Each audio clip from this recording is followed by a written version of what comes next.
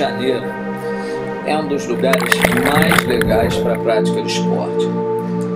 Seja bicicleta, caminhada, trilhas, corrida, natação, surf, todas essas atividades ao ar livre são muito prazerosas quando você faz, como por exemplo no posto 6, no canto entre a praia de Copacabana e Ipanema, onde você encontra facilmente pranchas de stand-up para alugar.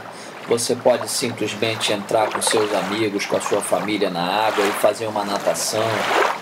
É realmente simples como você pode se divertir, poder praticar uma natação do lado do histórico forte de Copacabana, onde você tem atrativos como a Confeitaria Colombo, do lado da Galeria River, onde você vai encontrar as lojas de surf, 5 minutos de caminhada de Ipanema, onde você pode encontrar uma riqueza da cultura do Rio de Janeiro. É tudo muito simples. Vai pra praia, encontra seus amigos, joga uma bola, joga um frescobol, toma uma cerveja.